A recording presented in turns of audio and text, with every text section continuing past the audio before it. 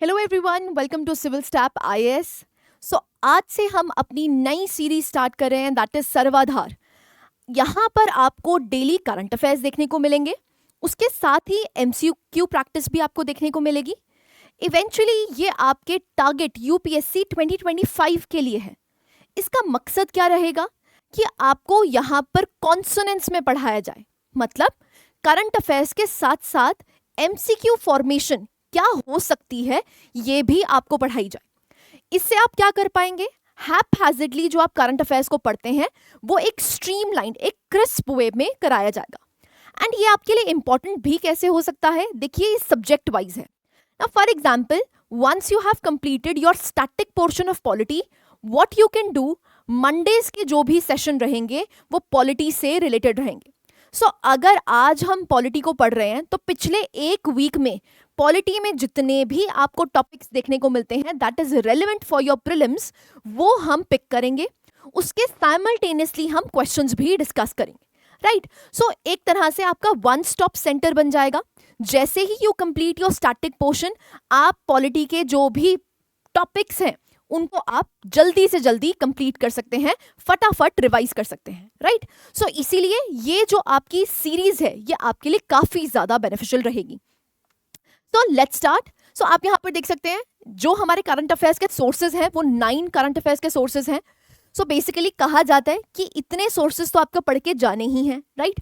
सो ये आपको basic topics देखने को मिलते हैं। हमारा मकसद यहाँ पर ये है कि हम आपको जो मेजर न्यूज़पेपर्स एग्जिस्ट करते हैं वहाँ से टॉपिक्स उठा के आपको करंट अफेयर्स समझाया जाए फर्स्टली, एंड देन यहाँ पर करंट अफेयर्स को ही ध्यान में रखते हुए यहाँ पर एमसीक्यूज भी फॉर्म किए गए हैं, राइट। सो जैसे द हिंदू हो गया, Indian express, live mint, PIB, down to earth, economic times, PRS, Yojana and Kurukshetra, right. So let's start the session. आज के टॉपिक्स देखते हैं हम क्या क्या कवर करेंगे। सबसे पहले प्रिविलेज मोशन काफी ज्यादा न्यूज में रहा है, उसको हम देखेंगे। यहाँ पर जो ऑपोजिशन है उन्होंने डिमांड की है कि प्राइम मिनिस्टर मोदी के अगेंस्ट क्या पेश किया जाए, प्रिविलेज मोशन पेश किया जाए ना। प्रिविलेज मोशन क्या होता है, यहाँ पर प्रिविलेजेस एक एमपी को, हमारे कॉन्स्टिट्यूशनल प्रोविजंस क्या हैं उसको हम देखने की कोशिश करेंगे। सेकंड टॉपिक आपको देखने को मिलता है, बहुत इंपॉर्टेंट है, ये मेंस के लिए भी इंपॉर्टेंट है, which is known as sub categorisation of scheduled caste reservation. So basically यहाँ पर सुप्रीम कोर्ट ने बोला है कि यहाँ पर आपको क्या देनी है, आपको सब कैटेगराइज करना है। क्रीमी लेयर जो आपको ओबीसी में देखने को मिलता है वो आपको एससी एसटी में भी देखने को मिल सकता है। यहाँ पर गाइडलाइंस प्रोवाइड करी हैं सुप्रीम कोर्ट ने गवर्नमेंट को कि यहाँ पर सब कैटेगराइजेशन करी जाए। क्लैरिटी है। नेक्स्ट हम बात करते हैं SC launches the special Lok Adalat drive. बहुत इंपॉर्टेंट है, यहां पर Lok Adalat as a topic is very very crucial for your prelims. Fourth topic हम पढ़ेंगे legal advisory council. So basically यहां पर कहा जा रहा है कि जो काउंसिल है उसको डेवलप किया जाए, और यहां पर किस बेसिस पे वो काउंसिल डेवलप की जाए, that is legal advisory. So legal advisory council क्या है, ये फॉर्मेशन क्या होगी, इसकी कॉम्पोजिशन क्या होगी, इसको देखने की कोशिश करेंगे। And the last topic that we will discuss, again it is important, Jharkhand MLAs disqualified under anti defection law. ना आपके प्रीलिम्स के लिए anti defection law is very very crucial, हमेशा आपको न्यूज में देखने को मिलता है। तो इसकी जो भी की गाइडलाइंस हैं that we will read in detail. Clarity है। सो एक एक करके टॉपिक कवर करेंगे। जैसे ही टॉपिक कवर करेंगे उसके बाद आपको करंट अफेयर का क्वेश्चन भी देखने को मिलेगा। Let's start with topic number 1, which is the privilege motion. Now context क्या है, क्यों न्यूज में है, तो आप देख सकते हैं Congress MP moved a notice to bring a privilege motion against Prime Minister Narendra Modi in Lok Sabha. So यहाँ जो ऑपोजिशन है उन्होंने डिमांड की है कि हम प्रिविलेज मोशन लेके आना चाहते हैं, किसके अगेंस्ट, प्राइम मिनिस्टर मोदी के अगेंस्ट। सो ये इंडियन एक्सप्रेस का न्यूज आपको देखने को मिलती है, राहुल गांधी, अनुराग ठाकुर रो, when privilege motions are moved against a prime minister, right? So privilege motion को यहाँ पर लाया गया है। अब क्वेश्चन क्या उठता है, हमारे लिए क्या इंपॉर्टेंट है कि हमें प्रिविलेज मोशन के बारे में सब कुछ डिटेलिंग में पता होना चाहिए। सो आप देख सकते हैं, if a member believes that parliamentary privilege by an MP have been breached or misused, a motion or complaint can be raised to the House chairman or speaker। ध्यान से देखिए जब हम एक MP की बात करते हैं, मेंबर ऑफ पार्लियामेंट की बात करते हैं, वो मेंबर ऑफ पार्लियामेंट के पास क्या एग्जिस्ट करती हैं, कुछ प्रिविलेजेस। वो प्रिविलेजेस जैसे example, he has the right of freedom of speech and expression. Plus अगर आप एक एमपी हैं तो आपको यहां पर क्या प्रिविलेज दे रखी होती है कि विद इन, जब आपका सेशन चल रहा है, सेशन के 40 दिन पहले, सेशन के 40 दिन बाद आप यहां पर कोई भी सिविल केस आपके अगेंस्ट नहीं चल सकता है, कोई भी क्रिमिनल अगेंस्ट नहीं चल सकता है। सो यहां पर आपको सिविल केस के अगेंस्ट भी प्रोटेक्शन दी जाती है। ये क्या है? ये है प्रिविलेजेस। क्या है ये? प्रिविलेजेस।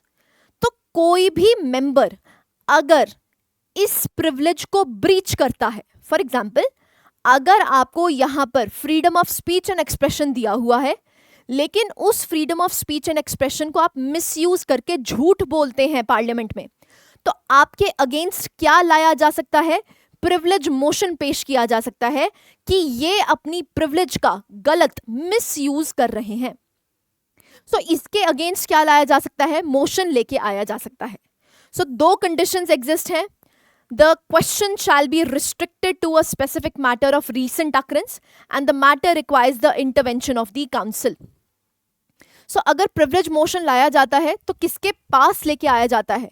जो अगर लोकसभा में प्रेजेंट किया गया है तो स्पीकर के पास, अगर राज्यसभा में प्रेजेंट किया गया है तो चेयरमैन के पास। तो पहले मोशन पेश किया जाता है, उस मोशन को एक्सेप्ट किया जाता है स्पीकर या चेयरमैन के द्वारा, और उसके बाद उसके ऊपर प्रोसीडिंग्स चलती हैं। So this is known as breach of privilege. So B breach of privilege का मतलब क्या? आपके पास प्रिविलेजेस कौन कौन सी एग्जिस्ट करती हैं, जो कि हम रीड करेंगे। तो आप प्रोसेस देख सकते हैं। जो स्पीकर है या चेयरमैन है, upon initial examination can either admit और रिजेक्ट सच मोशन। बहुत इंपॉर्टेंट है, यहां पर जो स्पीकर है वो इस मोशन को रिजेक्ट भी कर सकता है। सो फॉर एग्जाम्पल ऑपोजिशन यहाँ पर प्राइम मिनिस्टर नरेंद्र मोदी के खिलाफ क्या लेके आई है? प्रिविलेज मोशन लेके आई है।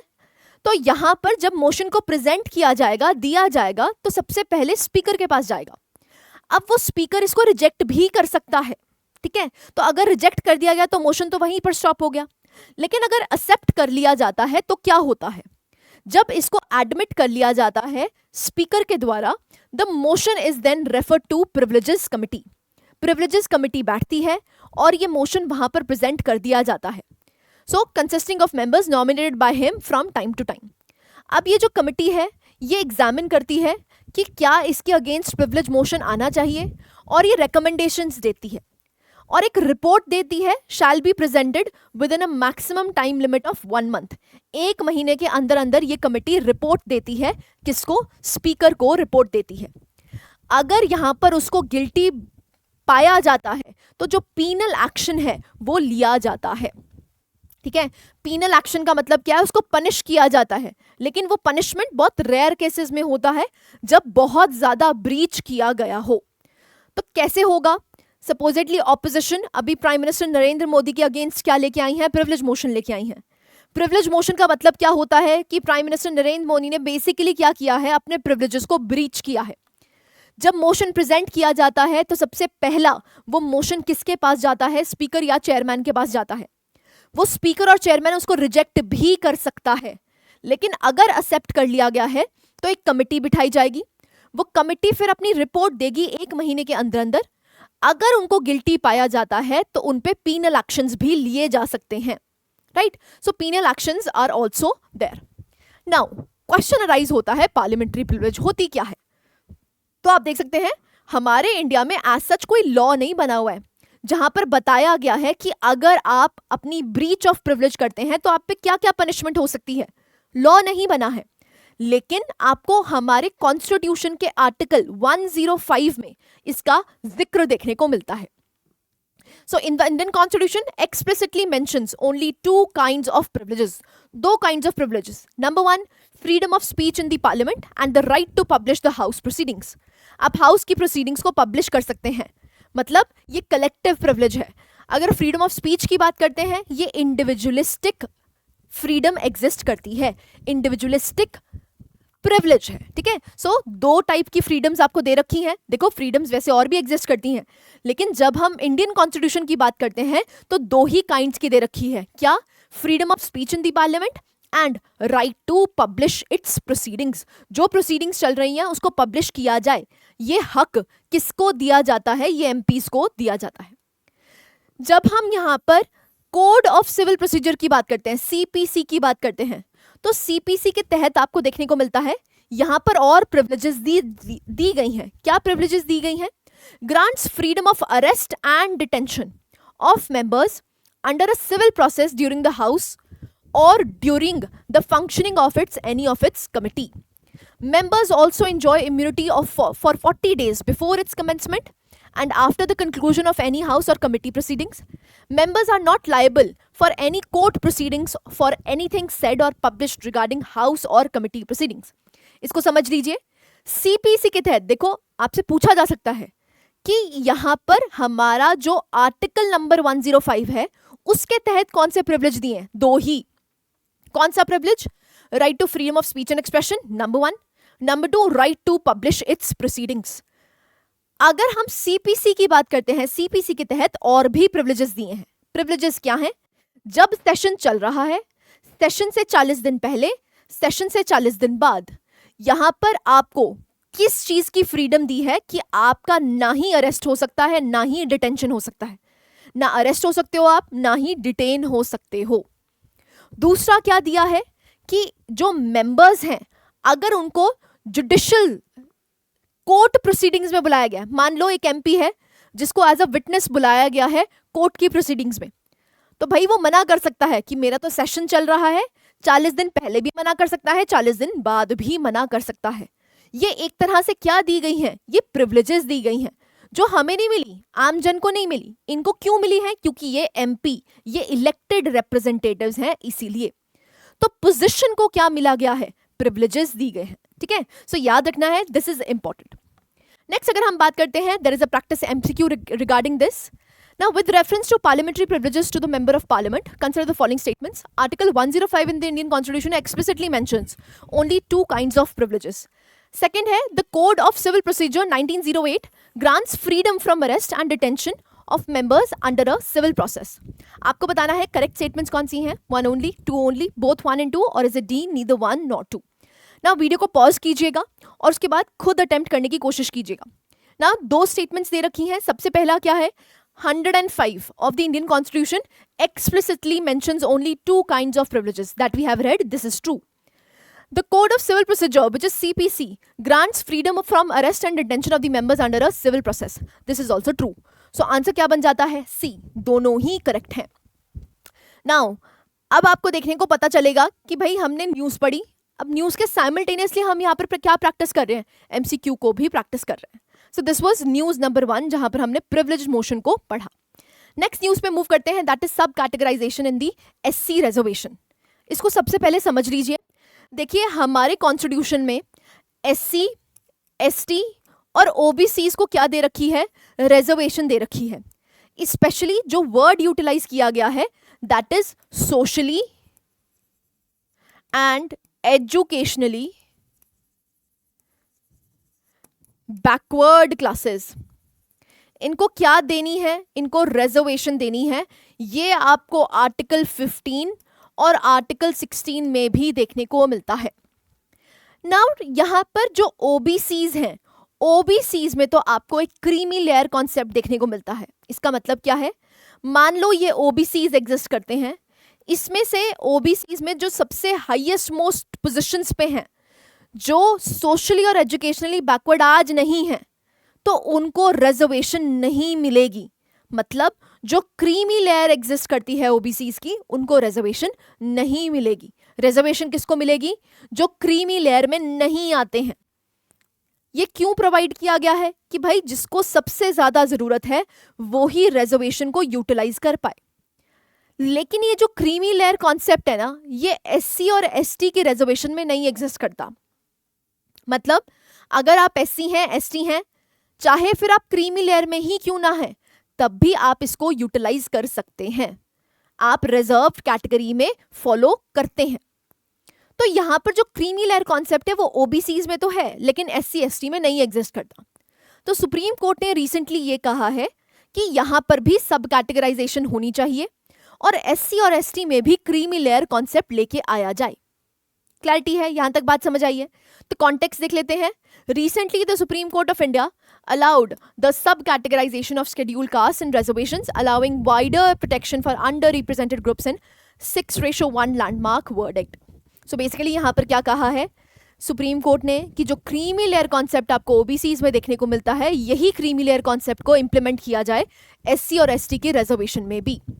ना बैकग्राउंड क्या था देखिए, 2004 में सुप्रीम कोर्ट ने ये होल्ड किया था कि जब हम सब कैटेगराइजेशन कर रहे हैं, सब क्लासिफिकेशन कर रहे हैं एससीज और एसटीज में, ये वायलेट करता है राइट टू इक्वालिटी को। किसको वायलेट करता है? Right to equality. मतलब जो आपको आर्टिकल 14 से लेकर आर्टिकल 18 देखने को मिलता है, स्पेशली आर्टिकल 14 की बात करते हैं जहां पर राइट टू इक्वालिटी दे रखा है, वो इसको वायलेट करता है। क्यों? क्योंकि जब आपने सब कैटेगराइज कर दिया, देखो अगर कोई एससी कम्युनिटी से बिलोंग करता है तो चाहे फिर वो प्रिविलेज्ड है, आज उसके पास एजुकेशनली वो बैकवर्ड नहीं है, लेकिन फिर भी तो वो एक कास्ट में बिलोंग करता है। अगर वो सिमिलर कास्ट से बिलोंग करता है तो भाई राइट टू इक्वालिटी का हक तो चला जाएगा। तो उस टाइम केस हुआ ईवी चिन्नैया केस। सो ईवी चिन्नैया केस आपको देखने को मिलता है जहां पर यह कहा गया कि भाई सब कैटेगराइजेशन नहीं करनी चाहिए। क्यों? क्योंकि ये राइट टू इक्वालिटी को डैमेज करती है। लेकिन धीरे धीरे आपको जजमेंट्स अब देखने को मिल रही हैं जहां पर यह कहा गया कि भाई अब तो हमें क्या करना पड़ेगा, सब कैटेगराइजेशन करनी पड़ेगी, क्योंकि एससी और एसटी में जो रिजर्वेशन का सबसे ज्यादा बेनिफिट है वो कौन लेके जा रहा है? क्रीमी लेयर लेके जा रही है। तो शुरुआत में पहला केस जो आपको देखने को मिलता है, so you see EV Chinnaiah case. EV Chinnaiah case में यह कहा गया था कि भाई सब कैटेगराइजेशन नहीं करो। क्यों? क्योंकि वो किसको वायलेट कर रहा है? वो वायलेट कर रहा है आर्टिकल 14 को, that is right to equality को। लेकिन आपको पंजाब में देखने को मिला, यहां पर पंजाब गवर्नमेंट ने क्या किया? सब कैटेगराइजेशन करी। किसमें? एससी कम्युनिटी में। तो आप यहां देख सकते हैं इसके ओरिजिन्स आपको 1975 में देखने को मिलते हैं, जहां पर पंजाब गवर्नमेंट ने इशू किया एक नोटिफिकेशन जिसमें यह कहा गया कि 25% जो एससी रिजर्वेशन है वो 2 कैटेगरीज को दी जाएगी। और वो 2 कैटेगरीज सिर्फ कौन सी होंगी? एक वाल्मीकि और मजहबी सिख, इन्हीं को रिजर्वेशन दी जाएगी। तो बेसिकली यहां पर क्या किया गया है?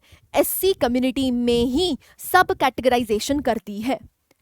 सो इस वाले डॉक्यूमेंट को, जब ये पंजाब का केस हुआ था तो पंजाब के केस में जब ये 25% रिजर्वेशन दी गई थी तो इसको नलिफाई कर दिया गया था। ये कहा था कि ये राइट टू इक्वालिटी को आप डैमेज कर रहे हो। लेकिन आज प्रेजेंटली अगर हम देखते हैं तो ये कहा गया है कि भाई sub categorisation is the need of the hour. क्यों? क्योंकि एससी और एसटी की रिजर्वेशन की अगर बात करते हैं तो सबसे ज्यादा बेनिफिट कौन उठा रहा है? It is the creamy layer. तो जो क्रीमी लेयर कॉन्सेप्ट ओबीसीज का है, वो क्रीमी लेयर कॉन्सेप्ट आप एससी एसटी में भी लेके आए। ठीक है, तो आप देख सकते हैं जो ईवी चिन्नैया केस है versus state of Andhra Pradesh, the supreme court through its 5 जज bench held that once a community is included in the presidential list, एक बारी प्रेसिडेंशियल लिस्ट एसटी कैटेगरी में आ जाती है, they become a part of the single larger class of people casting a wide net for purpose of reservation. It held that the state did not have the legislative power. So उस time मना किया गया था कि भाई आप सब categorisation नहीं कर सकते हैं। क्यों नहीं कर सकते हैं? क्योंकि राइट टू इक्वालिटी डैमेज हो रहा है, वायलेट हो रहा है।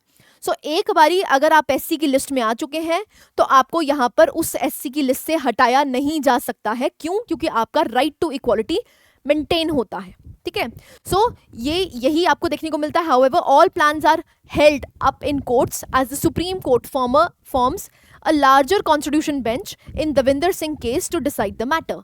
सो यहाँ पर क्या किया गया? इसको होल्ड किया गया, एक लार्जर बेंच को ये क्वेश्चन भेजा गया। कमिटीज की अगर बात करते हैं, बहुत इंपॉर्टेंट है ना, कमिटी ऑफ सेक्रेटरीज। सो एक 5 मेंबर कमिटी बिठाई गई comprising the secretaries of the Home Ministry, Law Ministry, Tribal Affairs Ministry and the Social Justice Ministry, and it was chaired by Cabinet Secretary. तो पहली कमिटी जो बिठाई जाती है सब कैटेगराइजेशन के लिए तो वो कमिटी ऑफ सेक्रेटरीज होती है। मैंडेट क्या था इसका? भाई स्ट्रैटेजीज अपनाना, जैसे कि स्पेशल इनिशिएटिव्स लेना जिससे कि जो एग्जिस्टिंग स्कीम्स चल रही हैं एससी एसटी के लिए उसको भी हम और प्रमोट कर पाएं। नाउ जो कमिटी है needs not to deviate into policy matters like reservation और ब्रेकअप ऑफ एससी कोटा। अब ब्रेकअप ऑफ एससी कोटा इसका कमिटी का काम ये नहीं था। There is no deadline given to present its finding. However, it has been asked to do so at the earliest. अभी जो कमेटी बिठाई गई है, यहाँ पर बोला गया है सुप्रीम कोर्ट के द्वारा कि भाई अपनी जो कमेटी की रिकमेंडेशंस हैं वो जल्दी से जल्दी दी जाए, राइट. सो अभी कौन सी कमेटी वर्किंग है? That is committee of secretaries. Previous committees जो बैठी थी इसकी डिस्कशन के लिए ही it was justice P Ramachandra Raju commission, very important prelims के लिए. और दूसरा है नेशनल कमीशन ऑफ 2007, उसमें भी इस क्वेश्चन को डिस्कस किया गया था, राइट. आई होप क्लैरिटी है. That is sub categorisation of SC and ST. Now you practice an MCQ regarding this. आपके पास क्वेश्चन है, which one of the following contexts is correct for Justice P Ramachandra Raju Commission of 1996 and National Commission of 2007? किसके साथ related है? Conservation of eco sensitive zones, sub categorisation of SCs, state rights to tax minerals, election in local bodies. Again simple question है, video को pause कीजिए और अपने answer को mark कीजिए. And the answer here is sub categorisation of SCs, right. Simple question. News important है, जो आपका MCQ है that is also important. Next third news पे मूव करते हैं, that is SC launches special Lok Adalat drive. Now what is important in the news? News में जो important है, जो आपके प्रीलिम्स के लिए परफेक्ट बन जाता है, दैट इज लोक अदालत. तो लोक अदालत के बारे में भी हम डिटेल में डिस्कस करेंगे. तो न्यूज आप देख सकते हैं, the supreme court commenced a special Lok Adalat drive to amicably settle long pending disputes as a part of 75th anniversary celebrations. अब इसको समझ लीजिए. देखिए यहाँ पर एक लॉ इनैक्ट किया गया था which was known as legal services authorities act of 1987, जिसके तहत नालसा बनाया गया था, which is national legal services authority. उसी के तहत, इस लीगल सर्विसेज अथॉरिटीज एक्ट के तहत ही आपको लोक अदालत भी देखने को मिलते हैं. देखिए लोक अदालत क्यों बनाए गए थे? क्योंकि हमारी जुडिशरी ओवरबर्डन्ड है. क्यों? क्योंकि डिस्प्यूट्स जो हैं वो बहुत ज्यादा खिंच जाते हैं. तो लोक अदालत बनाई गई. लोक अदालत को यह कहा गया कि जल्दी से जल्दी आप जस्टिस प्रोवाइड कीजिए. सो अगर दो पार्टीज अग्री करती हैं तो वो लोक अदालत जा सकती हैं. प्री लिटिगेशन भी, मतलब लिटिगेशन अभी तक कोर्ट में नहीं गया है, डिस्प्यूट अराइज हुआ है, आप सीधा कहां जा सकते हो? लोक अदालत में जा सकते हो. और दूसरा यहां पर पोस्ट लिटिगेशन, मतलब जब लिटिगेशन चल भी रही है, कोर्ट में जा चुका है अब, और कोर्ट भी बोल सकता है कि भाई तुम अपना जो रेजोल्यूशन है वो कैसे कर लो? मिल बांट के कर लो, बैठ के कर लो. कहां पर जाके कर लो? लोक अदालत में जाके कर लो. लेकिन आपको यहां पर क्या देखने को मिलता है कि जो लोक अदालत की जजमेंट्स हैं वो फाइनल एंड बाइंडिंग होती हैं, right. So this is important. अब इसकी जो की डिटेल्स हैं लोक अदालत की, that we will read in detail. So cases including matrimonial disputes, property disputes, motor accident claims. So basically जो भी non compoundable, again I am saying, जो नॉन कंपाउंडेबल ऑफेंसेस होते हैं वो आप इंक्लूड नहीं कर सकते हो. आप लोक अदालत की मदद नहीं ले सकते. फिर नॉन कंपाउंडेबल का मतलब क्या होता है? जहां पर कॉम्प्रोमाइज पॉसिबल नहीं है. फॉर एग्जाम्पल, आपने कोई बड़ा क्राइम कर दिया है, मर्डर कर दिया है, ए ने बी का मर्डर कर दिया है, तो क्या आप लोक अदालत जा सकते हो? नहीं जा सकते. क्यों? क्योंकि वो क्या है? नॉन कंपाउंडेबल ऑफेंस है. दिस इज इंपॉर्टेंट, ठीक है. सो आप यहां पर देख सकते हैं जो भी छोटे पेटी केसेस हैं वो आप यहां पर लोक अदालत के पास लेके जा सकते हो. तो लोक अदालत बेसिकली क्या है? एक ऑल्टरनेटिव डिस्प्यूट रेजोल्यूशन मैकेनिज्म है. कोर्ट में ना जाके आप लोक अदालत में अपना डिस्प्यूट को रिजॉल्व करवा सकते हो, राइट. तो बेसिकली कॉम्प्रोमाइज देखा जाता है. यहाँ पर जो डिस्प्यूट है उसको रिजॉल्व किया जाता है, बैठ के बातचीत करवा के यहाँ पर रेजोल्यूशन तक पहुंचा जाता है. प्लस अगर हम अपने कॉन्स्टिट्यूशन की बात करते हैं तो आपको आर्टिकल 39A देखने को मिलता है. यहाँ पर 39A को 42nd अमेंडमेंट से लाया गया था, जहां पर किसकी बात की गई थी? फ्री लीगल एड की. किसकी बात की गई थी? फ्री लीगल एड की. मतलब जस्टिस सिस्टम को अफोर्डेबल बनाने की बात की गई थी, एक्सेसिबल बनाने की बात की गई थी. तो उसी को इम्प्लीमेंट करते हुए हमने legal services authorities act of 1987 के तहत क्या बनाया? लोक अदालत बनाया. सो आप लोक अदालत देख सकते हैं. ये स्टैट्यूटरी स्टेटस है, वेरी इंपॉर्टेंट. ये कॉन्स्टिट्यूशनल नहीं है, ये स्टैट्यूटरी है. ये एक एक्ट के तहत बनाई गई है, लीगल सर्विसेज अथॉरिटीज एक्ट. अगर हम डिसीजन की बात करते हैं तो डिसीजन इसका फाइनल एंड बाइंडिंग होता है. क्या होता है? Final and binding. और कोई अपील आप किसी और कोर्ट में नहीं कर सकते हैं. नहीं तो क्या होता है? डिस्ट्रिक्ट कोर्ट में अगर सपोजिटली केस चल रहा है तो एक पार्टी जीतेगी, एक पार्टी हारेगी। जो पार्टी हारेगी वो अपील कर सकती है, कहां पर? हाई कोर्ट में अपील कर सकती है। लेकिन अगर लोक अदालत में कोई केस रिजॉल्व हुआ है, यहां का जो डिसीजन होगा वो फाइनल एंड बाइंडिंग होगा। ठीक है, सो आप देख सकते हैं, if the parties are not satisfied, दोनों पार्टीज जो हैं वो सेटिस्फाइड नहीं है, तो ये क्या हो सकता है भाई, फिर आप लिटिगेशन में जा सकते हो। आप लोक अदालत में गए, दोनों पार्टीज ए और बी ने बोला कि ओके हम लिटिगेशन में नहीं जाते हैं, हम क्या करते हैं, लोक अदालत में अपना केस प्रेजेंट करते हैं। मान लो लोक अदालत ने यहाँ पर डिसीजन दे दिया, वो फाइनल एंड बाइंडिंग है, लेकिन दोनों पार्टीज को ही लगता है, एक को नहीं, दोनों पार्टीज को ही लगता है कि भाई हमें तो लिटिगेशन में जाना चाहिए, लोक अदालत के डिसीजन से हम खुश नहीं हैं, तो जा सकते हो। They are free to initiate, ठीक है, they are free to initiate litigation by approaching the court. Court fee की अगर बात करते हैं तो there is no court fee, this is important. हम जब फ्री लीगल एड की बात कर रहे हैं तो लोक अदालत बेसिकली फ्री लीगल एड को प्रमोट कर रहे हैं। क्यों? क्योंकि यहाँ पर कोई कोर्ट फी नहीं लगती। There is no court fee payable when the matter is filed in Lok Adalat. Even जो केस आपका प्रॉपर कोर्ट में चल रहा था, मान लो डिस्ट्रिक्ट कोर्ट में चल रहा था, आपने बीच में दोनों पार्टीज ने डिसाइड किया तो ऐसा करते हैं कि भाई लोक अदालत में अपना सेटलमेंट करवा लेते हैं। सपोजिटली आप दोनों लोक अदालत में चले गए, आप डिस्ट्रिक्ट कोर्ट में थे लेकिन आप लोक अदालत में चले गए और आपका डिसीजन हो गया, आप खुश हैं, दोनों पार्टीज खुश हैं कि ओके हमारा सेटलमेंट हो गया, तो जो कोर्ट फी आपने दी है डिस्ट्रिक्ट कोर्ट में वो भी वापस कर दी जाएगी। ठीक है, this is important. If a matter pending in the court of law is referred to Lok Adalat and is settled subsequently, the court fee originally paid in the court on the complaint petition is also refunded back, उसको वापस कर दिया जाएगा। ठीक है, this is important. Next अगर हम बात करते हैं role of members of Lok अदालत, सो जो मेंबर्स हैं, जो पर्संस हैं deciding the case in Lok Adalat are known as members of Lok अदालत।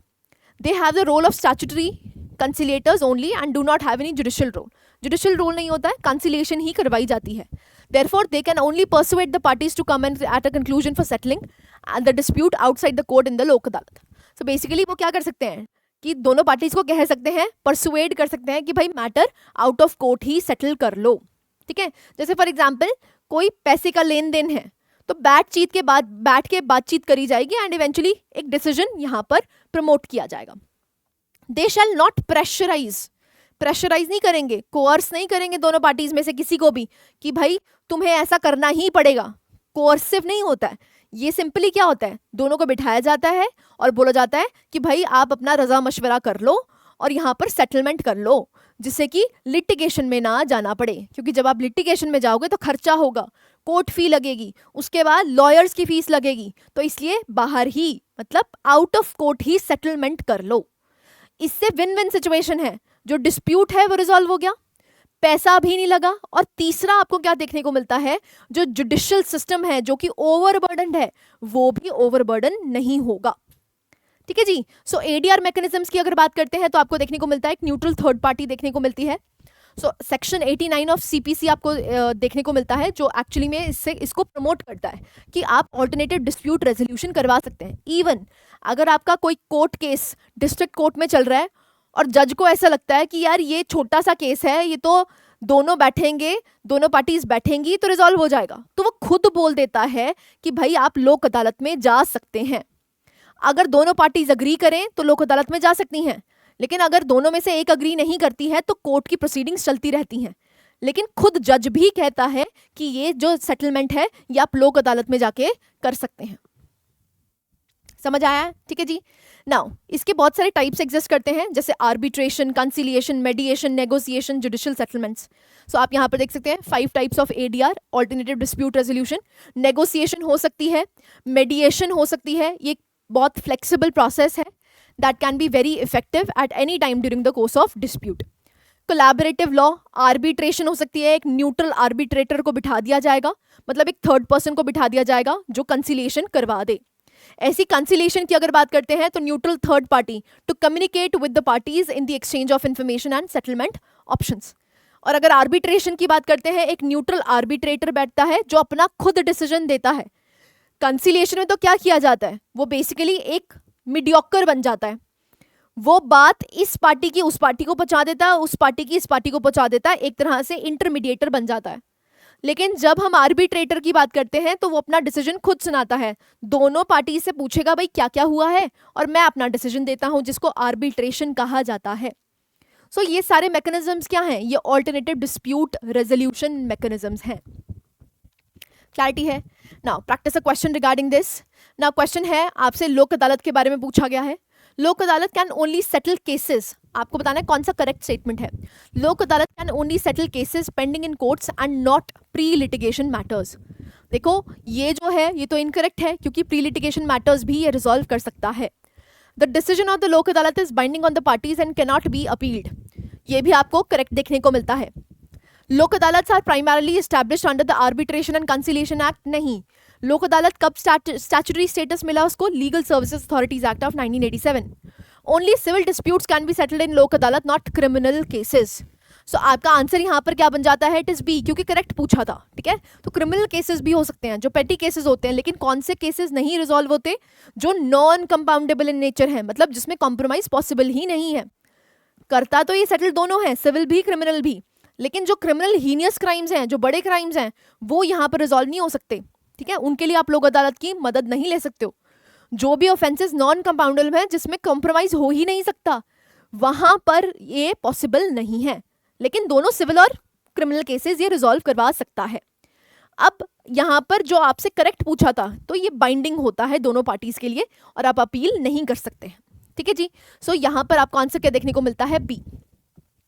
नेक्स्ट न्यूज पे मूव करते हैं, that is legal advisory council. So आप देख सकते हैं in recent years there has been a growing discussion about establishing a legal advisory council. देखो बहुत इंपॉर्टेंट है, जैसे इकोनॉमिक्स के रिलेटेड हमने एक legal advisory council advisory council बनाई हुई है। सो उसी के रिगार्डिंग ये कहा जा रहा है कि जैसे जैसे टाइम्स चेंज कर रहे हैं, वैसे वैसे आपको एक लीगल एडवाइजरी काउंसिल की भी जरूरत है। सो लीगल एडवाइजरी काउंसिल की नीड क्या है? देखो बहुत सारे सेवरल लीगल इश्यूज हैं जिसका नेशनल और स्टेट लेवल पे काफ़ी ज़्यादा इंपॉर्टेंस है। जैसे हम इलेक्टोरल बॉन्ड स्कीम की बात करते हैं। अब भाई जो इलेक्टोरल बॉन्ड स्कीम है वो लॉ ही तो था, लेकिन उसको अनकॉन्स्टिट्यूशनल करार दिया। अब सपोजिटली ये पहले लीगल एडवाइजरी काउंसिल के पास जाता तो ऑब्वियस ही बात है ये इंप्लीमेंट ही नहीं होता, फर्स्ट इंस्टेंस पे इंप्लीमेंट नहीं होता। ऐसे ही आधार एक्ट आपको देखने को मिलता है। Supreme court intervention could have been avoided with prior legal scrutiny, अगर पहले ही लीगल स्क्रूटनी करवा देते तो इसकी ज़रूरत ही ना पड़ती। ऐसे ही जो आपको सेक्शन 106 ऑफ क्लॉज 2 देखने को मिलता है भारतीय न्याय संहिता का, which led to the protest due to disproportionate penalties बहुत ज़्यादा लगा दी गई थी, जिसकी वजह से आपको देखने को मिलता है लोगों ने प्रोटेस्ट किया। तो यहाँ पर ये कहा जा रहा है कि जो लॉ हम यहाँ पर इनैक्ट कर रहे हैं, अगर उसको सबसे पहले लीगल एडवाइजरी काउंसिल के पास भेज दिया जाए तो ये जो डिस्प्यूट्स अराइज होते हैं ना, ये होंगे ही नहीं। इसीलिए नीड है किसकी इस्टेब्लिश करने की? लीगल एडवाइजरी काउंसिल की। So as many such issues have been arisen due to lack of adequate examination. Adequate examination नहीं हुआ, इसीलिए हम क्या डिमांड करते हैं कि एक लीगल एडवाइजरी काउंसिल बनाई जाए। तो लीगल एडवाइजरी काउंसिल किसके सिमिलर होगी? जैसे आपको इकोनॉमिक एडवाइजरी काउंसिल देखने को मिलता है, उसी के सेम टर्म्स पे क्या बनाई जाए? लीगल एडवाइजरी काउंसिल बनाई जाए। इसका काम क्या होगा? ये कॉन्टिन्यूस इवैल्यूएशन करे, जो भी लीगल इनपुट्स देनी है वो यहाँ पर लॉ इन्फोर्समेंट एजेंसीज को एंड स्पेशली लॉ मेकर्स को, मतलब लेजिस्लेचर को प्रोवाइड करी जाए। ये बेसिकली क्या करेगी? ये क्लैरिफाई करेगी लेजिस्लेटिव इंटेंट। तो एक तरह से कम्युनिकेशन का लिंक खुल जाएगा, पब्लिक ट्रस्ट बनाया जाएगा। ठीक है, तो इसीलिए ये इंपॉर्टेंट है। अगर हम कॉम्पोजिशन की बात करते हैं तो यहाँ पर लीगल लुमिनरीज, मतलब जो एडवोकेट्स हैं, लॉयर्स हैं, जो टेक्निकल एक्सपर्ट्स हैं, इसमें उनको यहाँ पर बुलाया जा सकता है। जो एमिनेंट जूरिस्ट आपको देखने को मिलते हैं, अकेडमिशियंस, जो जिनको बहुत ज़्यादा इसके लिए नॉलेज है, रिसर्चर्स को यहाँ पर बुलाया जा सकता है, जिससे कि जो लॉ बनाया जा रहा है गवर्नमेंट में उसको एक टेक्निकल सपोर्ट मिल जाए। How is it different from the law commission? Problem क्या है? अब अगर लैक बनाया जाता है, लीगल एडवाइजरी काउंसिल बनाया जाता है, भाई डिफरेंट कैसे होगा? देखिए, अगर हम LAC की बात करते हैं, would work with the prime minister's office, ये PMO के साथ काम करेगा, जैसे आपको इकोनॉमिक एडवाइजरी काउंसिल काम करता हुआ दिखता है। So it would be with the prime minister's office, unlike the law commission जो कि मिनिस्ट्री ऑफ लॉ के तहत काम करता है। अब जो लॉ कमीशन है वो बेसिकली रिएक्टिव इन नेचर है। रिएक्टिव का मतलब क्या है? भाई लॉ पहले इंप्लीमेंट हो गया, इंप्लीमेंट होने के बाद इन्होंने रिएक्शन दिया, लेकिन जो लीगल एडवाइजरी काउंसिल है वो क्या करेगा, लॉ को इंप्लीमेंट होने से पहले ही पूरी डिस्क्रिशन पे पूरे डिस्कशन डिबेट कर लेगा, जिससे कि लॉ जो इंप्लीमेंट करा जाए वो एक अच्छा लॉ हो। क्लैरिटी है, ठीक है। सो ये रिएक्टिव इन नेचर है, ये बेसिकली रेकमेंड करता है रिफॉर्म्स, ठीक है। सो एग्जिस्टिंग लॉज में जो रिफॉर्म्स हो सकते हैं वो लॉ कमीशन करता है, इसलिए ये डिफरेंट है। लॉ कमीशन की बात करते हैं, ना ही ये कॉन्स्टिट्यूशनल है ना ही ये स्टैट्यूटरी है, तो it is a non statutory body which is constituted by government of India from time to time. The commission was originally constituted in 1955 and is reconstituted every 3 years। हर 3 साल बाद आपको कॉन्स्टिट्यूट होती हुई दिखती है। ना क्रिटिसिज्म क्या है, जो इसकी रिकमेंडेशंस होती हैं दे आर पार्शली इम्प्लीमेंटेड, बहुत कम इम्प्लीमेंट की जाती हैं। और जो LCI है, लॉ कमीशन ऑफ इंडिया है, has produced a limited number of reports despite the pressing nature of legal issues. Legal issues इतने ज़्यादा देखने को मिलते हैं लेकिन फिर भी इनकी रिपोर्ट्स काफ़ी कम आती हैं। इसीलिए जो लॉ कमीशन है और जो LAC है वो बोथ डिफरेंट चीज़ें हैं। क्लैरिटी है, समझ आया। नाउ अब आप प्रैक्टिस कर सकते हैं क्वेश्चन, आपके पास क्वेश्चन है लॉ कमीशन ऑफ इंडिया के regarding. It is a constitutional body constituted by government of India from time to time. It functions under the ministry of law and justice. आपको correct statements बतानी है, 1 only, 2 only, both 1 and 2, और is it D, neither 1 nor 2। Law commission के बारे में है, video को pause कीजिए और अपने आंसर को मार्क करने की कोशिश कीजिए। All right, so let's see the answer. Answer आपको यहाँ पर बी देखने को मिलता है। अगर लॉ कमीशन की बात करते हैं तो ये किसके तहत काम करता है, ministry of law and justice के तहत काम करता है। Second statement is correct. First statement की बात करते हैं, वो कह रहे हैं ये कॉन्स्टिट्यूशनल बॉडी है। नहीं भाई, ना ही कॉन्स्टिट्यूशनल है ना ही स्टैट्यूटरी बॉडी है। सो लॉ कमीशन को एवरी 3 years यहाँ पर बनाया जाता है। 1955 में स्टार्ट किया गया था and after every 3 years law commission is made. तो ये ना ही कॉन्स्टिट्यूशनल है ना ही स्टैट्यूटरी बॉडी है। This is what you need to remember, इसलिए फर्स्ट स्टेटमेंट गलत हो जाता है। क्लैरिटी है। नेक्स्ट न्यूज़ पे मूव करते हैं, that is Jharkhand MLA is disqualified under anti defection law. ना बेसिकली यहाँ पर जो झारखंड असेंबली के स्पीकर हैं उन्होंने यहाँ पर एक लेजिस्लेटर को क्या कर दिया है, डिस्क्वालीफाई कर दिया है। अब एंटी डिफेक्शन से रिलेटेड जो भी पर्टिकुलर्स हैं जो आपके प्रीलिम्स के लिए इंपॉर्टेंट हो जाते हैं, that we will discuss. News इतनी इंपॉर्टेंट नहीं है, क्या इंपॉर्टेंट है, एंटी डिफेक्शन लॉ इंपॉर्टेंट है। जब हम एंटी डिफेक्शन लॉ की बात करते हैं तो इसको 52nd अमेंडमेंट से लाया गया था 1985। सो 52nd अमेंडमेंट 1985, और इससे एक नया स्केड्यूल हमारे कॉन्स्टिट्यूशन में ऐड हुआ, दैट इज शेड्यूल 10। शेड्यूल 10 को ऐड किया जाता है और एंटी डिफेक्शन आपको देखने को मिलता है। ऐसा क्यों किया गया था, बहुत से जो लेजिस्लेटर्स हैं वो डिफेक्ट करते थे, मतलब इलेक्ट किसी और पार्टी से होके आते थे, लेकिन जैसे ही इलेक्ट हो जाते थे वो अपनी पार्टी को छोड़ देते थे और किसी और पार्टी में चले जाते थे। इसको टैगलाइन भी मिली थी, आया राम गया राम। तो बेसिकली इसको रोकने के लिए, क्योंकि ये तो डिस्टेबलाइज कर देगा पूरी गवर्नमेंट को, गवर्नमेंट गिर जाएगी इसकी वजह से, तो इसको डिस्टेबलाइज जो हुआ था उसको स्टेबलाइज करने के लिए क्या लेके आया गया, एंटी डिफेक्शन। कि भाई अगर आप कांग्रेस की सीट से लड़के आए हो और बाद में आप बीजेपी में जाके मर्ज हो जाते हो तो आपको क्या किया जाएगा, डिफेक्ट कर दिया जाएगा, आपको डिस्क्वालीफाई कर दिया जाएगा, आप MP नहीं रहेंगे। ठीक है, तो यहाँ पर 5 कंडीशंस हैं। वो 5 कंडीशंस कौन कौन सी है, सबसे पहले वो अपनी मेंबरशिप पॉलिटिकल पार्टी की छोड़ देता है तो उस पर क्या लगा दिया जाएगा, एंटी डिफेक्शन लगा दिया जाएगा और उसको MP के पद से हटा दिया जाएगा, डिस्क्वालीफाई कर दिया जाएगा। दूसरा है, अगर कोई इलेक्टेड मेंबर क्या करता है, वो अपनी पार्टी को छोड़ के दूसरी पार्टी में चला जाता है तो भी उसको डिफेक्ट कर दिया जाएगा। तीसरा कंडीशन, अगर वो अपनी पार्टी लाइंस ने जो कहा है, मतलब अगर पार्टी ने ये कहा है कि इस पर्टिकुलर लॉ पे आपने वोटिंग जो डालनी है उसमें वोटिंग ना करनी है, नो देनी है, लेकिन आपने यस दे दी, तो आप पे डिफेक्शन लगाया जा सकता है। ठीक है, so votes abstains from voting contrary to the parties discretion, जो पार्टी की डिस्क्रिशन थी उससे आपने उल्टा कर दिया है, या पार्टी ने बोला था वोट डालना ही डालना है और आपने बोला नहीं मैं वोट नहीं डालूंगा, तो ये भी क्या है, डिफेक्शन का एक हो सकता है, एक रीजन हो सकता है, आपको हटाया जा सकता है।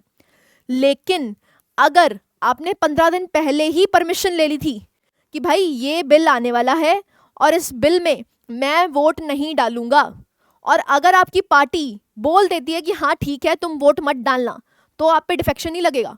तो यहाँ पर बार कितने का दे रखा है, 15 दिन का। ठीक है जी। नेक्स्ट, अगर कोई नॉमिनेटेड मेंबर, जो नॉमिनेटेड मेंबर है, अगर वो विद इन 6 months 6 महीने के अंदर अंदर किसी पार्टी को ज्वाइन करना चाहता है तो कर सकता है, लेकिन 6 महीने के बाद वो किसी पार्टी को ज्वाइन नहीं कर सकता है। दूसरा आपको देखने को मिलता है इंडिपेंडेंट, मतलब जिनको निर्दलीय कहते हैं, जो निर्दलीय इलेक्ट होके आते हैं और वो आके किसी पार्टी को ज्वाइन कर लेते हैं तो भी उनको डिफेक्ट कर दिया जाएगा, ठीक है। सो दे वुड बी डिफेक्टेड। तो ये 5 कंडीशंस हैं आपके पास एग्जिस्ट करती हुई जिसके बेसिस पे उनको डिफेक्ट कर दिया जाएगा। यहाँ पर लेकिन कुछ एक्सेप्शंस हैं। अब वो एक्सेप्शंस क्या है? सपोजिटली आप स्पीकर का पद ले रहे हैं, अगर स्पीकर का पद ले रहे हैं तो आप अपनी पॉलिटिकल पार्टी को छोड़ देंगे क्योंकि आप अब क्या बन चुके हैं, आप पूरे क्लास के मॉनिटर बन चुके हैं, तो आपको अनबायस्ड रहना है। तो जो स्पीकर है, चेयरमैन है, वो बेसिकली क्या करता है, अपनी पार्टी लाइंस छोड़ देता है, पार्टी को छोड़ देता है, तो उस पर डिफेक्शन नहीं लगेगा क्योंकि वॉलंटरी छोड़ रहा है। अगर वॉलंटरी छोड़ रहा है तो उस पर डिफेक्शन लगना चाहिए, तो वॉलंटरी बेसिस पे छोड़ रहा है, रिजाइन कर सकता है। जैसे ही वो स्पीकर के पद पे हट जाएगा, तो जैसे ही वो हट जाएगा वो अपनी पार्टी को दोबारा भी ज्वाइन कर सकता है। तो ये एक्सेप्शन दी है कि उस पर डिफेक्शन नहीं लगेगा। नेक्स्ट क्या है, अगर जो पेरेंट पार्टी है वो मर्ज कर जाती है किसी और पार्टी से विथ 2/3 ऑफ इट्स मेंबर्स। इसको एग्जाम्पल से समझ लो। मान लो एक पार्टी में 99 मेंबर्स हैं। कितने हैं? 99 मेंबर्स। उसमें से 2/3 मेंबर्स मतलब 66 मेंबर्स। 66 मेंबर्स ये कहते हैं कि भाई मुझे किसी और पार्टी में मर्ज करना है, मर्जर। 99 मेंबर्स में से 66 मेंबर्स ऐसे हैं जो ये कहते हैं कि मुझे भाई अपनी पार्टी में से जाके दूसरी पार्टी के साथ मर्ज करना है, मर्जर ऑफ पार्टीज। तो आप पे डिफेक्शन नहीं लगेगा जैसे आपको महाराष्ट्र में देखने को मिला। तो जो शिवसेना है वहां पर आपको शिंदे ग्रुप देखने को मिलता है। तो शिंदे ग्रुप बेसिकली क्या था, 2/3 मेंबर्स यहां से दूसरी पार्टी में जाके मिल गए, तो उन पे डिफेक्शन नहीं लगा, ठीक है। तो ये एक्सेप्शंस एग्जिस्ट करती हैं, दिस इज इंपॉर्टेंट। नाउ कौन डिसाइड करेगा कि हाँ भाई तूने डिफेक्ट किया है? It is the speaker. Speaker जो है वो यहाँ पर डिफेक्शन का फाइनल अथॉरिटी है, उसका जो भी डिसीजन होगा वो फाइनल अथॉरिटी माना जाएगा। लेकिन यहाँ पर लूप होल क्या एग्जिस्ट करता है कि जो स्पीकर है उसको टाइम लिमिट नहीं दे रखी कि भाई कितने टाइम तक आप डिसीजन ले सकते हो, कोई टाइम पीरियड नहीं है। जब वो डिसीजन लेगा और वो डिसीजन क्या होगा, फाइनल और बाइंडिंग होगा। लेकिन उस डिसीजन पे जुडिशियल रिव्यू हो सकता है। Judicial review is possible for the authority of the speaker in anti defection law. So जो भी डिसीजन स्पीकर के द्वारा दिया गया है उस पर जुडिशियल रिव्यू हो सकता है, लेकिन फाइनल एंड बाइंडिंग अथॉरिटी कौन है? It is the speaker. अगर यहां पर एंटी डिफेक्शन लॉ आप पे लगता है तो आपको डिस्क्वालीफाई कर दिया जाएगा, आप फिर एमपी नहीं रहेंगे, ठीक है जी। नाउ यहां पर आप देख सकते हैं जो डिसीजंस है under the law should be made by president governor on the advice of EC instead of presiding officer. ये आपको रिकमेंडेशंस देखने को मिलती हैं, ये आप मेंस में लिख सकते हैं कि भाई ये कहा गया है कि स्पीकर के पास ये पावर ना देके आप किसको दे सकते हैं? प्रेसिडेंट या फिर गवर्नर को दीजिए, जिससे कि वो एड एंड एडवाइस ले किससे? इलेक्शन कमीशन ऑफ इंडिया से। सो यहां पर जैसे आपको लॉ कमीशन की रिपोर्ट भी देखने को मिलती है, parties should issue whip only when the government was in danger. Whip उनको सिर्फ वहीं पर इशू करना चाहिए जब गवर्नमेंट डेंजर में है, नहीं तो विप को ज्यादा यूटिलाइज नहीं करना चाहिए, ये कहा गया है। ऐसे ही वेंकट चलिए कमीशन ने ये बोला था, जो भी डिफेक्टर्स हैं they should be barred from any ministerial remunerative position for remaining the term of the house. So अगर कोई भी मेंबर डिफेक्ट होता है यहाँ पर उसको डिस्क्वालीफाई कर दिया जाता है, तो ऐसा नहीं है कि वो एमपी का पद तो छोड़ देगा लेकिन उसको कोई और पॉलिटिकल पोस्ट मिल जाएगी। ऐसा नहीं होना चाहिए, उसको कोई रेम्यूनरेशन नहीं मिलनी चाहिए किसी भी पॉलिटिकल पोस्ट से, ठीक है। सो ये वेंकट चलैया कमीशन ने कहा था। ऐसे आपको देखने को मिलता है दिनेश गोस्वामी कमेटी ना, दिनेश गोस्वामी ने भी ये कहा था कि जो डिसीजंस हैं वो स्पीकर को ना देके आप किसको दीजिए? गवर्नर और प्रेसिडेंट को दीजिए, जो कि रिकमेंडेशंस किससे लें? ईसी से ले, इलेक्शन कमीशन से लें, ठीक है जी। So this is important for your means. Now there is a question regarding this. Question देख सकते हैं आप. With reference to anti-defection law in India, consider the following statements. The law specifies that a nominated legislator cannot join any political party within 6 months of being appointed to the house. The law does not provide any time frame within which the presiding officer has to decide a defection case. आपको correct statements बताना है, 1 only, 2 only, both 1 and 2, or is it D, neither 1 nor 2. So anti defection से related है. पहली statement की अगर बात करते हैं तो उन्होंने बोला कि the law specifies that a nominated legislator cannot join. देखो, he can join within 6 months. 6 महीने के बाद नहीं ज्वाइन कर सकता है, लेकिन 6 महीने के अंदर अंदर ज्वाइन कर सकता है. तो पहली स्टेटमेंट गलत हो जाती है. Second, the law does not provide any time frame. This is true. कोई टाइम फ्रेम नहीं है. भाई स्पीकर साल बाद डिसीजन ले, 1.5 साल बाद ले, कोई टाइम फ्रेम नहीं दे रखा. तो दिस इज ट्रू. ये लूप होल एग्जिस्ट करता है. स्पीकर को डिसीजन देने के लिए कोई टाइम फ्रेम नहीं दे रखा है, इसलिए सेकेंड स्टेटमेंट करेक्ट हो जाती है. इसलिए आंसर क्या बन जाता है आपका? बी. क्लैरिटी है, बहुत इंपॉर्टेंट है anti defection for UPSC as well as other state exams. उसके लिए भी इंपॉर्टेंट हो जाता है. सो आप देख सकते हैं, दीज वर द न्यूज़. अब न्यूज़ के साइमल्टेनियसली हमने एमसीक्यूज को भी डिस्कस किया है. So this was it from my side. I hope you like the lecture. Thank you very much.